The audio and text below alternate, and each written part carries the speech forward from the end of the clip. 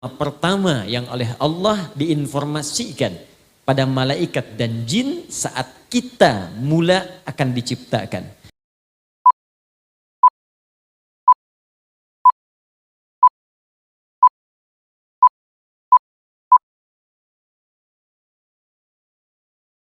Jadi setidaknya kita punya 5 nama disebut dalam Al-Quran secara umum.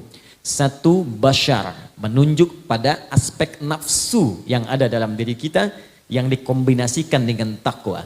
Disebutkan 35 kali dalam Al-Quran, dan ini nama pertama yang oleh Allah diinformasikan pada malaikat dan jin saat kita mula akan diciptakan. Itu di Quran surah ke-15 ayat ke-28. Wa idh qala rabbuka lil malaikati inni khaliqum bashara. Ketika Allah menginfokan kepada seluruh malaikat dan sebagian jin yang ada pada saat itu, bahwa aku akan mencipta makhluk baru, bukan malaikat, bukan jin, dengan misi yang khusus untuk makhluk ini saja. Kenapa? Tahu dari mana jin sudah ada? Ayat 27-nya. Wal janna khalaqnahu min qablu min naris samum. Jin kami ciptakan sebelum manusia dari materi yang beda dengan manusia. Kalau malaikat materinya cuma punya jiwa takwa saja, jiwa kebaikan. Karena itu malaikat sifatnya selalu baik, tak pernah kenal salah. Selalu tegas dan tuntas menunaikan tupoksi kerjanya. Itu diisyaratkan di Quran surah ke-66 At-Tahrim ayat yang ke-6. Di kiri agak sedikit ke atas di mushaf. La ya'sunallaha ma amarahum wa yaf'aluna ma yu'marun. Malaikat mustahil berbuat maksiat dan menunaikan tugas sesuai dengan tupoksinya, sempurna. Jadi kalau Anda ingin mencari yang sempurna, itu malaikat. Karena itu mustahil malaikat berbuat salah. Pernah dengar malaikat Jibril korupsi ayat misalnya? Tidak ada kan? Sempurna. Kita manusia tidak sempurna. Karena malaikat yang sempurna kita bukan, maka jangan pernah menuntut kesempurnaan pada manusia. Tidak akan ditemukan. Lawan dari takwa itu nafsu, fujur nama lainnya. Yang diciptakan dengan jiwa nafsu saja itu hewan namanya. Karena itu hewan itu tidak pernah kenal benar. Dia tidak ada takwanya. Sama jiwa ini pun dimiliki oleh iblis, setan. Jadi malaikat tidak kenal salah, setan tak kenal benar. Baik, karena itulah kemudian di Quran takwa disebutkan 115 kali. Nafsu disebutkan 115 kali. Nah, kalau digabungkan nafsu dengan takwa, ketemunya kita di situ. Bashar namanya. Maka dalam diri kita ada potensi benar, ada potensi keliru. Yang mendorong jiwa takwa kita untuk berbuat baik, malaikat disebutkan 88 kali dalam Al-Quran. Yang memberikan was-was kepada nafsu supaya berbuat salah, syaitan namanya. Disebutkan 88 kali juga dalam Al-Quran. Di malaikat 88 kali, setan 88 kali. Malaikat mendorong pada kebenaran tak pernah salah, setan mendorong pada keburukan tak kenal benar. Di tengah-tengahnya ada kita, makhluk yang mungkin salah, tapi bisa kembali untuk tobat dan kepada jalan kebenaran. Karena itu Adam pernah keliru, tapi karena Adam manusia bukan setan, maka Adam diberi peluang tobat, tobat dia. Setan salah, diberikan peluang untuk tobat, dia nggak mau benar. Karena jiwanya cenderung mengajak kepada kesalahan. Karena itu kalau ada orang pernah berbuat salah, jangan vonis dia. Tapi kita doakan supaya kembali kepada jalan-jalan kebaikan. Kalau dia tidak mau tobat, patut ditanya, ini manusia apa? Bukan saya yang bilang, ini yang paling kencang nih. Ini manusia atau sedang dipengaruhi oleh setan? Demikian kalau prinsip ini satu aja kita bawa dalam kehidupan, nikmat kehidupan kita. Di rumah tangga tidak ada yang saling menyalahkan. Karena tahu suami bukan malaikat, istri bukan setan. Papa kenapa sih yang gini aja? Gak bisa, kemarin juga begini. Ma, papa kan bukan malaikat. Mama juga bukan setan kan? Makin ribut tuh. Jadi 1. 2, ada yang disebut dengan ins. Pasangannya jin. Setidaknya 18 kali pasangan ini disebutkan dalam Al-Quran. Ya ma'syaral jinni wal ins wa ma khalaqtul jinna wal ins. Ins, manusia disebut dengan ins setidaknya memiliki 3 arti. Lawan dari ini langsung kalimat jin. Pertama, ins itu tampak, jin tersembunyi.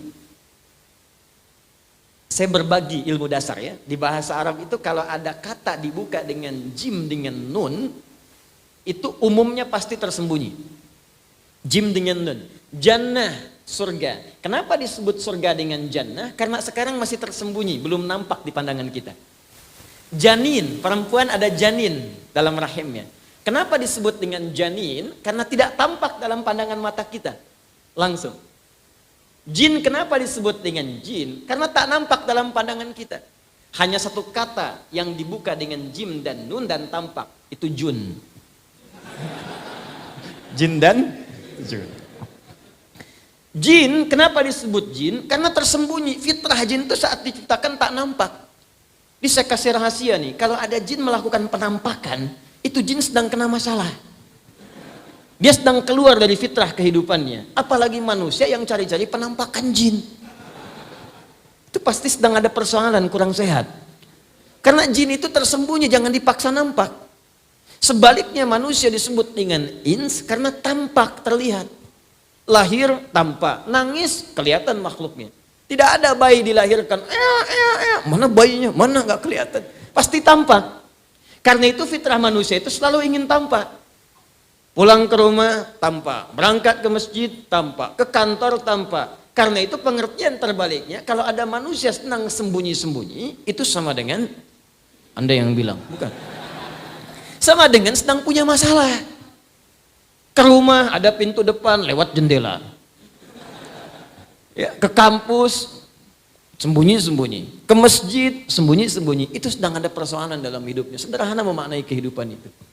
Kedua, manusia itu halus, lembut, jin kasar.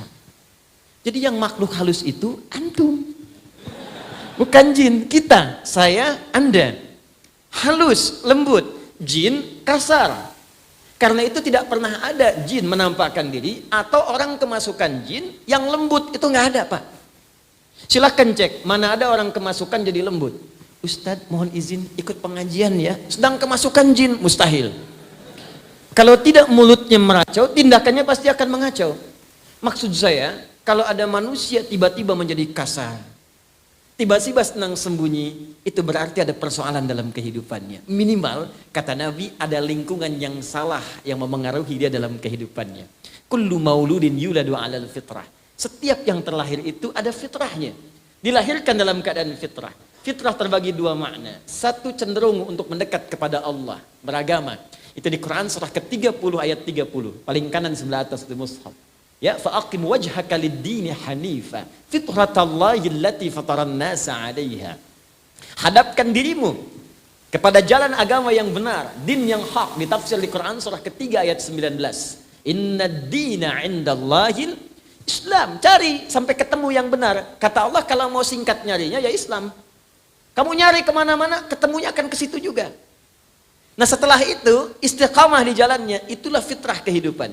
Jadi setiap manusia yang lahir pasti mencari jalan untuk ketemu Tuhan. Pasti cari jalan. Yang kedua cenderung pada kebaikan dan kebenaran. Karena itu sifat baik itu fitrah manusia. Walaupun dia belum beriman, ketika mulutnya berdusta, pasti hatinya menolak. Cukup jadi manusia, pasti punya potensi baik. Silahkan Anda cek, apa yang baik orang Islam saja. Non muslim banyak yang baik. Yang jujur ada. Yang tawadhu, tidak sombong, ada. Yang sabar, ada. Cuman yang kurang apa? Iman. Itu poinnya. Jadi banyak orang kemudian bisa mengatakan, saya cenderung pada kebaikan, memang fitrah. Fitrah adanya. Kalau nggak percaya begini ya. Contoh, tapi saya katakan dari awal, ini contoh, bukan untuk dipraktekkan. Contoh, iseng-iseng keluar masjid, pakai sendal orang. Contoh, awas. Bukan untuk dipraktekkan. Ya, kenapa kau pakai sendal orang? Kata Ustadz, tidak. Contoh aja, Anda ketika mau pakai sendal orang, hati Anda pasti akan menolak. Itu bukan punya kamu. Yang ini yang punya kamu. Itulah ins. 3, ada yang disebut dengan an-nas. 241 kali disebutkan dalam Al-Quran. menjadi nama surah dan surah paling favorit hampir seluruh bagi umat Islam. Surah 114, Qul a'udzu birabbin nas. An-nas menunjuk sifat sosialnya, ingin mengesankan bahwa tidak ada manusia yang bisa hidup sendiri. Semua saling membutuhkan yang lainnya. Karena itu jangan egois dalam kehidupan. Orang egois itu susah hidupnya. Cek. 4. Ada Bani Adam, setidaknya 7 kali disebutkan dalam Al-Quran. Contoh Quran surah ke-7 ayat 31. Ya Bani Adam khudhu zinatakum 'inda kulli masjid. Hei anak cucu Adam, kalau ada panggilan dari masjid kenakan pakaian terbaik. Bani Adam untuk menunjuk susunan nasabnya. Jadi tidak ada manusia yang hidup di bumi kecuali semua tersambung nasabnya pada Nabi Adam alaihissalam. Anda kalau mau cari-cari, ketemunya ke Nabi Adam, bukan ke monyet. Awas, hati-hati. Kalau ada yang mengatakan manusia berasal dari monyet, katakan pada orang itu, selamat Pak. Mungkin Bapak dari monyet, saya tidak ikut-ikutan gitu. Semua pasti Allah udah kasih bocoran, Allah yang menciptakan kita, Allah yang tahu. Shortcutnya kata Allah, semua dari Adam. Karena itu aku sebut kalian Bani Adam. 7 kali disebutkan dalam Al-Quran. Bahkan mukjizat Nabi Muhammad SAW, saat mulai dilahirkan, itu langsung diberikan mukjizat dengan isyarat Bani Adamnya. Lahir, bayangkan. Kebayang tidak? Belum. Lahir bapak tidak ada. Tapi nasab paling jelas sampai ke Nabi Adam. Silahkan cek. Makanya banyak syair memuji nasab Nabi Muhammad saking jelasnya ke Nabi Adam seperti bulan. Qamarun. Qamarun. Bulan. Wajah bagus, ganteng, hebat, luar biasa. Nasab nyambung. Muhammad sallallahu alaihi wasallam bin Abdullah, bin Abdul Muttalib, bin Hashim, bin Abdul Manaf, bin Qusay, bin Murrah, bin Kilab, bin Ka'ab, bin Ghalib, bin Figir, bin Malik, bin Nadar, bin Kinana, bin Khuzaimah, bin Mudrika, bin Ilyas, bin Nizar, bin Mudar, bin Ma'ad, bin Adnan, bin Addi, bin Adri, bin Muqawwam, bin Nahur, bin Tarikh, bin Ya'rub, bin Yasjub, bin Nabit, bin Ismail alaihissalam, bin Ibrahim alaihissalam, bin Azar atau bin Nahur, bin Abid, bin Kinan, bin Arfakhshad, bin Sam, bin Nuh alaihissalam, bin Mihlail, Matushalam, bin Kinan, bin Anwas, bin Thith, bin Adam alaihissalam. Coba ulangi. Bani Adam. Dari Jogja ini ada yang nasabnya langsung tersambung ke Nabi Muhammad sampai Nabi Adam. Dari Jogja ini, dari Kauman, namanya Syekh Muhammad Darwish. Belajar di Syekh Kiai Haji Soleh Darat, direkomendasikan ke Mekah belajar pada Syekh Ahmad Khatib Al-Minangkabawi. Pulang-pulang berganti nama menjadi Ahmad Dahlan. Bin Kiai Haji Abu Bakar, bin Kiai Ilyas, bin Kiai Sulaiman, bin Demang Jurang Juru Kapindo, bin Demang Jurang Juru Sapisan, bin Kiai Gerbek, bin Maulana Ishaq, bin ke atasnya Ahmad Jumadil Qabra, Ali Zainal Al-Kabir, Ali Zainal Abidin, bin Al-Husain ke atasnya, adiknya Al-Hasan, anak keduanya dari Ali bin Abi Thalib karamahullahu wajah, zauju Fatimah Zahra bintu Muhammadin sallallahu alaihi wasallam. Al-Habib Syekh Ahmad Dahlan, pendiri Jam'iyah Muhammadiyah, 18 November 1912. Itulah Bani Adam. Baik, yang kelima disebut insan. 65 kali disebutkan dalam Al-Quran. Bahkan ada surah ke-76 di surah dengan namanya Al-Insan. Tidak disebutkan dengan nama insan kecuali menunjuk pada manusia dengan semua totalitas aktivitasnya, dari bangun tidur sampai tidur lagi. Apa kaitan dengan kata asar tadi? Ini yang ingin saya tunjukkan. Begitu dahsyatnya diksi Al-Quran, pilihan kata Al-Quran. Kalau ini bukan firman Allah, mustahil bisa begini, mustahil. Saya mengajar di Arab juga bahasa Arab, dan banyak orang Arab tidak tahu bahasa Arab fasih kekinian. Dan semua orang Arab mengerti ini bukan kalimat biasa. Kalau bukan firman Allah, mustahil. Pilihan katanya sempurna. Di ketika Allah menyebutkan kalimat asar, tidak pernah disandingkan dengan kata ins, tidak dengan bashar, bukan dengan annas, dan tidak pula dengan Bani Adam. Tapi yang dipilih kalimat insan. Wal asr, surah 103. Innal insana lafi khusr. Kata Allah, demi waktu, masa yang aku berikan modalnya untuk manusia untuk beraktivitas. Ini aku kasih nih, sehari 24 jam. Aku kasih sepekan ada 7 hari. Aku berikan sebulan 29 sampai 30 hari. Silahkan gunakan. Silahkan beraktivitas. Masehinya ada 31 hari, silahkan gunakan. Nah, ketika menunjuk manusia beraktivitas, digunakanlah kalimat insan oleh Allah. Cuma diberi bimbingan. Begini cara beraktivitasnya, seperti ini cara melakukannya. Aku berikan cahaya untuk bimbingan itu dan gunakan waktu sebaik-baiknya untuk menggunakan aktivitasmu sesuai dengan ridhaku.